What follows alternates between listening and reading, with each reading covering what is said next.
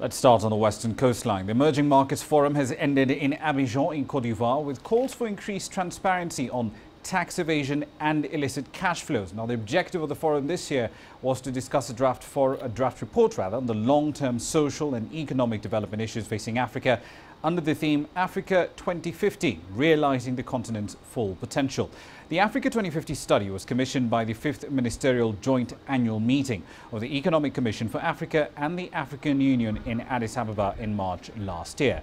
This year's meeting brought together heads of state, political experts and leaders, regional and international organizations, including the private sector, out of which were represented about 20 countries. The conclusions of the forum led to actionable proposals, and participants were urged to apply these in their respective countries and organizations. Participants in this forum call on African governments, particularly finance ministers, to commit themselves along with the G8 in order to coordinate measures aimed at reducing tax evasion, minimize illicit flow and improve transparency. This commitment is required to both mobilize the resources needed for economic development and allow the populations to hold the government and private sectors to account. I do apologize for that. That, of course, was Côte d'Ivoire's President Alassane Ouattara and not the planning minister, as indicated there. Egypt's stock market, on the other hand, is expected to go through a major overhaul following the appointment of a financial expert, Atef Yassin, as its new chairman. He joins a new board at a time of major political upheaval, and he will be charged with overseeing the introduction of new products and processes, all of which are hoped to increase investor confidence. CCTV's Yasser Hakim takes a look at the issues awaiting the new man in charge. The Egyptian Stock Exchange has received several blows in the last 2 years, pushed away foreign investors from the Middle East's oldest market. But experts say there are various factors that led to the dire situation. Corruption cases increased in the market due to the chaotic situation in Egypt. Also everywhere there are different markets like commodities, gold and treasury bills. We only have one market, and if it suffers, the investors exit the country instead of swapping to another market. This has to be addressed. The new stock exchange chairman Atef Yassin met with the elected board of directors for the first time this week. They promised to look into these problems. We will be planning to establish stock markets for commodities. It is essential. We will also look at ways to attract foreign investors back to the market. What is essential as well is issuing of Islamic bonds soon. We already have offers of $6 billion in Islamic bonds, and this will be a major boost to the stock market. Analysts say the new leadership consists of experienced players in the market who are aware of the problems that prompted Morgan & Stanley to discuss removing Egypt from the Emerging Markets Index.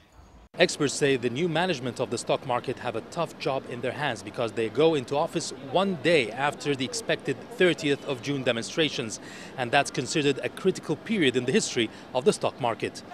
Demonstrations and political unrest have been the main reasons for the huge losses in the stock market. Fears are mounting of more red ink in the market after the 30th of June demonstrations, to the extent that indices already witnessed a $1.5 billion daily loss and a 2.5% drop in the last 3 consecutive days. Investors have gone into a selling frenzy to exit the market before the end of the month, proof of the tough challenges facing the new team as it begins its 4-year term. Yasser Hakim for CCTV, Cairo. Let's get some more details now. Yasser Hakim, of course, is CCTV's business correspondent. He's in the Egyptian capital, Cairo, live tonight. Yasser, aside from tackling graft and expanding into new markets, especially commodities, what else is on the agenda for the new chairman? I spoke to him today off camera, off the record, because he doesn't want to give any official statements until he is in office at the beginning of the month. He told me a host of ideas. He said that he wants to change the way the stock exchanges dealt with and become more independent of the government. The chairman is chosen by the Prime Minister, and he wants gradually to make it something independent. He wants to restore confidence to the stock exchange from the investors by establishing a union of investors, and this union will always be in touch with the board members daily so that they can tackle all the problems and see what their demands are, the investors' demands, and gradually increase confidence in the stock market. There's also the idea of establishing the securities and bonds. In the stock market in Egypt, it's only 5% of transactions are securities and bonds, whereas everywhere else it's nearly 50% of total transactions. So he wants to increase that part as well. There's a lot he wants to do, and he hopes that also a very important part, he's a legal advisor, a legal consultant, and he wants to use his legal expertise to put forth new legislations and laws to facilitate investments in the stock market and help investors to enter the market in Egypt at a better pace than before. Indeed. We also should point out that joining us in this conversation right now, CCTV's Melanie Rauch. She's live in London. She will be joining us later on. However, coming back to you, Yasser, touching especially on that question of legislation, Islamic bonds. We've been talking about this for a couple of months now. They've been touted as a potential lifeline for Egypt's public finances. But from a technical standpoint, can the Egyptian market handle them as far as trading is concerned?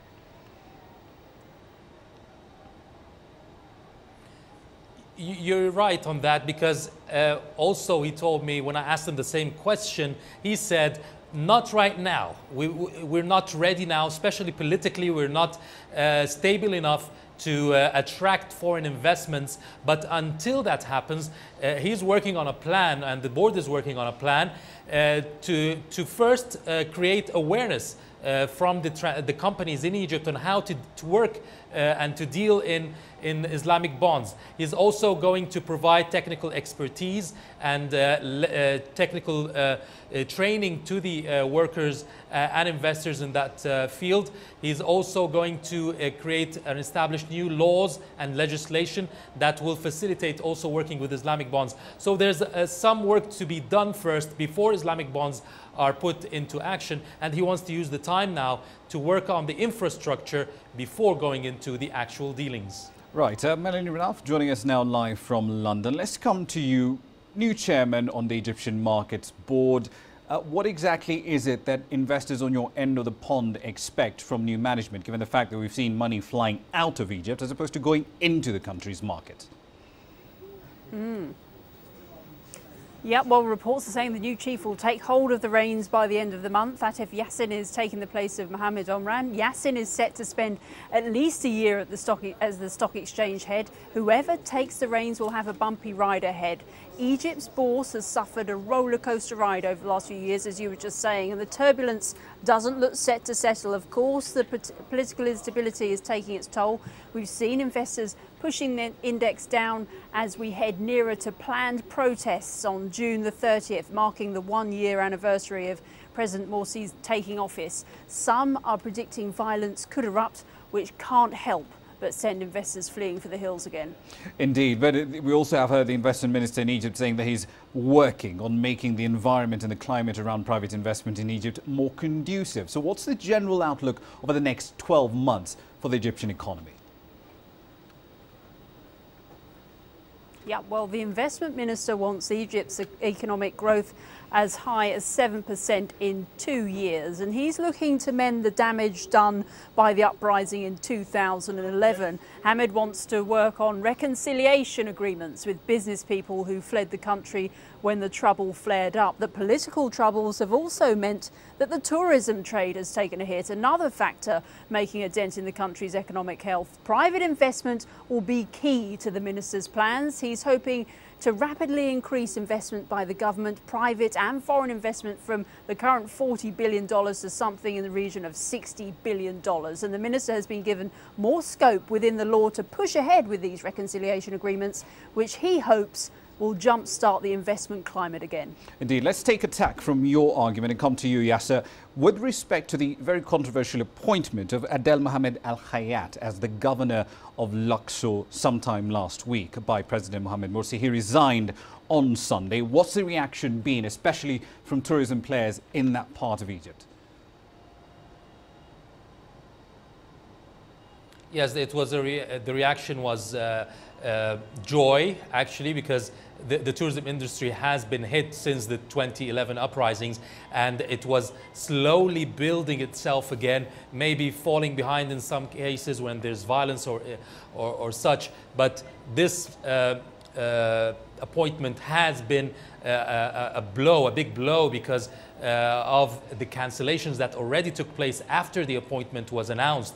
And now even the Minister of Tourism has resigned because of this announcement, but now he's back into office after the governor announced his resignation. So we're back into normal now for tourism. They're hoping to pull back the numbers again of tourists to Egypt. Maybe it won't be that good until we see what will happen on the 30th of June, but at least for this file has been closed, and they're trying to concentrate on other issues now. Indeed. We'll have to leave it there for the time being. Thank you very much for your time this evening. CCTV's Yasser Hakim in Egypt and Melanie Ralph in London. Let's come back to East Africa now. Players in the region's information and technology industry will, for the next 5 days, be taking part in a forum in the Kenyan capital, Nairobi. Now, the forum will showcase the region's progress and explore areas of development in the ICT sector as a whole. The forum this year seeks to showcase Kenya's position as an ICT leader in the region, while seeking to be the reference point for how the industry might develop. Now, it's themed making broadband work for social and economic growth in Africa,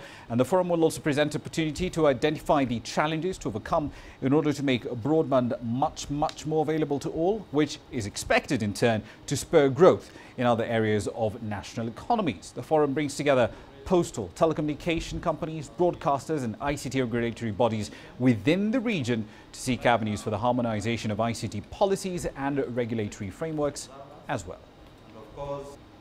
A number of our countries are at various stages of developing their national broadband strategies with a view to ensuring that our region leverages on broadband to spur economic development and facilitate provision of e-government and other critical e-services. I wish to challenge EACO member countries to seek to provide concrete solutions to the myriad challenges that we encounter in the region.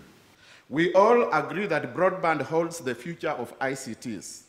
This forum should give us the opportunity to discuss the challenges that the region has to overcome in order to make broadband available to all, so as to spur growth in other facets of our national development.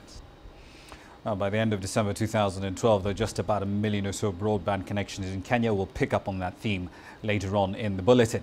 Now, one of the highlights of the recently concluded New York Forum in Libreville in Gabon was the Look East to China panel, moderated by CCTV's Beatrice Marshall. That discussion brought together thought leaders and individuals at the forefront of Sino-African trade ties, and it examined the potential ways in which that relationship will develop in future. Now, the panel featured ministers, chief executive officers, as well as the vice president of the China-Africa Development Fund. And they all took stock of Chinese investment in Africa so far and the aspirations for the future.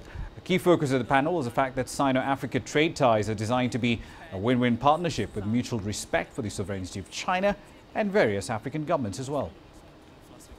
In all relationships, there's development. So to the extent that even developments in China affect what the Chinese companies will do in Africa. So to the extent that the labor costs increase in China, then companies in China start to look to other markets to produce goods. And so economists are suggesting that that's one of the effects that's encouraging Chinese companies to establish on the continent. In the past 6 years, we have already committed $2.4 billion on the investment of 64 projects covering 30 African countries, among which $1.8 billion has already contributed.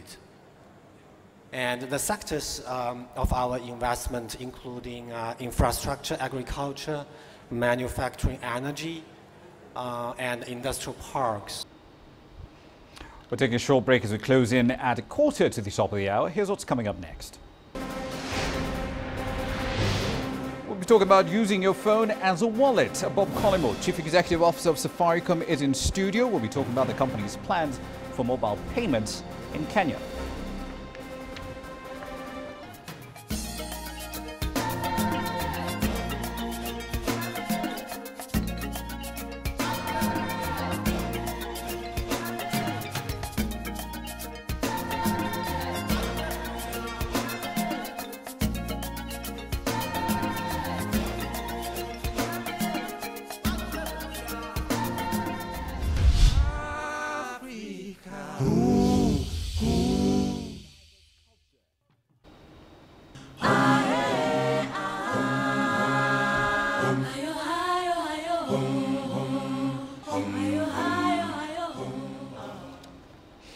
Welcome back. Mobile phone payments went a notch higher in Kenya on Monday after the leading mobile payments provider, Safaricom, through its M-Pesa platform, launched a service that allows small and medium-sized enterprises to accept payments through mobile money platforms. Now, much like businesses accept card payments through point-of-sale terminals, traders will now be registered with individual till numbers to enable them to accept mobile money payments, which are safer and more convenient than cash. The first phase of this program will target to enroll over 100,000 small businesses by April next year. Payment services under the platform will also include payment of salaries, utility payments, promotional payouts, dividend payments, as well as payments within the transport industry itself. We work with Equity Bank, we work with KCB, we work with CBA, we work with a whole load of banks using this as a payment tool. This does not compete with the banks. This competes with cash. So instead of walking around with your money to pay for your beer, you simply pay your 120 using M-Pesa. It's not a thing which you can pay via a bank transaction, not that small quantity. We've simplified the requirements as much as possible whilst keeping aligned with Know Your Customer KYC regulation, but just to be able to bring on board as many of our Kenyan business people as possible. Right, Bob Collymore is the Chief Executive Officer of Safaricom, as I mentioned earlier. He joins me now live in studio. Mr. Collymore, thank you very much for your time this evening. Walk us through the architecture of the Lip and M-Pesa infrastructure. Specifically, who sources the clients, who's your payment aggregator as well? Well, we source the client and we do that via our network of agents and dealers as well as our own retailers. I mean, the big problem that we have in Kenya is that 98% of all transactions are done by cash, and cash presents a few problems. The first one is security, safety, and inconvenience. So if you take a small dealer, a small merchant, quite often they refuse to give you the goods. If you're working on spare parts, for example, they refuse to give you the goods because if you pay by cash, because the fear is they'll get robbed on the way home. The product that we're launching now deals with that, because it says that you don't have to wait for a bank to be open, and banks usually in Kenya close at about 4 o'clock in the afternoon. So that deals with the security issue. The other problem you've got is that if you're running a shop and you've got 2 or 3 employees, the likelihood is they will take some of your money. So it gets rid of that problem. So what we've done is we recruit these merchants, and they can range from ordinary kiosks to barbershops to pubs and restaurants. We recruit them. You pay, and you can pay small amounts, as small as 10 Kenyan shillings.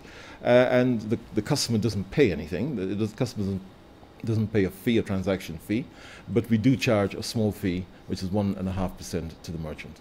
Let's talk about consumer behavior, specifically when it comes to income levels, because these business payment services have existed for retailers like Nakumatt and Uchumi, for example. Is there a key difference in how middle-income Kenyans use M-Pesa for their business transactions and how, say, low-income Kenyans use the same service but for their own business-to-business transactions? Yeah, absolutely. What happens is that higher-income customers, typically in the urban districts, they use M-Pesa for sending money back home. The people in the rural districts, they use it for cashing out. So that's the big difference. What we haven't seen is these low-income customers using M-Pesa for payments. So they use it for person-to-person money transfer. And the reason why they haven't done that is because it hasn't been convenient, nor has it been cheap for them to do that. So if you're doing a person-to-person money transfer, so if you go to the barber, for example, and you try to pay, you'll have to pay a person-to-person fee. Whereas what we're doing now is we're allowing them to pay that without paying a transaction charge. Well, as Safaricom rolls out more and more financial services of this sort, predictably the skills demand on that front also goes up quite a bit. How are you planning ahead to meet this skill demand? Well, if you look at our financial services team, 2 years ago, they were largely telecommunications people. If you look at them now, they've been drawn from fast-moving consumer goods. They've been drawn from the banking sector, people who understand financial services, who understand insurance. And that effectively is a refresh of some of the talent, the talent that we have. Let's talk briefly about data. You recently, of course, unveiled Vuma Online, which essentially is you putting up Wi-Fi routers in public service vehicles, which then clients can access for about $23 or so every month. Public transport is an extremely chaotic business in Kenya. What was a business case for this? It is chaotic, but you know what happens is commuters can sit in a public transport vehicle for up to 2 hours commuting, which is dead time.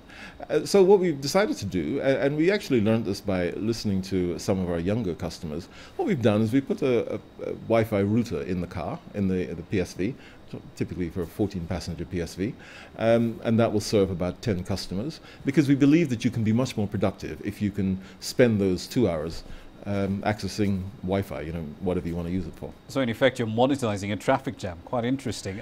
Let's talk about your financial side of things. As M-Pesa becomes a more, well, for lack of a better word, a payment gateway, as it were, the financial regulator obviously will be keeping a fairly close eye and working very closely with you. How's that relationship matured over time, especially as now M-Pesa transitions from just being a cash transfer mechanism to being a national gateway service for payments? Well, I think what's happened is we've actually had a very strong relationship with the regulator right from the beginning, and that is in large part one of the reasons for the success of mobile money, not just for M-Pesa, but mobile money generally here in Kenya. So we go step by step. Every step of the way we engage the central bank, and we make sure that they're comfortable with what we're doing. But actually where we're operating is right at the micro level, at the so-called bottom of the pyramid. Although our biggest transactions can be up to 70,000 shillings or around $900, most of our transactions are sitting at about $10 or $20. So it's not really been a big cause of concern for them. Indeed. We'll have to leave it there for the time being, though. Thank you very much for your time this evening. That's Bob Collymore, Chief Executive Officer of Safaricom, talking about making M-Pesa quite the payment gateway in Kenya. Let's move on now. Hundreds of startup companies from all around China have gathered in Henan province for the latest training camp organized by Tsinghua University. Now, the 4-day event in the provincial capital of Zhengzhou includes lectures by professors and famous international entrepreneurs. Xia Ruche takes a look. This is not in the food bazaar, but a farm that grows organic vegetables. 33-year-old Yan Xianting started this organic farm with his friend 5 years ago here in Zhengzhou, Henan province. The food safety issue has grown in China in recent years, so I decided to start this organic farm with my friend. I hope I can provide people with pollutant-free vegetables. But it's never easy to start your own business, let alone run an organic farm. At the start, Yan Xianting had to overcome all the difficulties to meet the criteria of growing organic food in China. And now, he has to market his products at a time when people have little trust that goods really are the genuine article. Yan is very confused. Everyone wants to be the next Steve Jobs. With entrepreneurial passions in China higher than ever, more and more startup events are being held in recent years. Yan Xianting is also attending some where mentors and venture capital come together with people with ideas to create. On Wednesday, Yan Xianting and 200 other business starters from around the country took part in an annual training camp in Zhengzhou. The chance to get coached by professors from Tsinghua University and CEOs of famous global companies was too good to pass up. These lectures are really helpful. The most important thing is that I can meet people from various industries and get contacts for the future. This is the best time to start their own businesses for these starters. As an angel investor, I'd love to participate in this kind of activities to meet more people with great ideas. Sometimes we lose money in business, but I think it's worth doing it. What do you think of the USA? The movie American Dreams in China was the box office leaders for weeks in May, saluting a list of Chinese entrepreneurs. It's encouraging a new generation of young people, especially college graduates, to launch their own startups. Some of China's allied universities have set up incubator programs to help young entrepreneurs develop commercial applications, but there is still a demand for more events to help them. Xia Ruixue, CCTV, Zhengzhou, Henan Province. Right, quick run through the markets now, and the week has started quite literally with a flood of red ink, regardless of whichever market you're talking about. The Nigerian All-Share Index over on the West Coast, for example, down by 1.65 percentage points. Over in South Africa, the All-Share Index also down in the day by 2.43%. The 20-share index still very much on that bear run that we saw last week, down about 0.6 in the Egyptian market, also ending the day relatively low, albeit on the red side, flat, down 0.02 percentage points.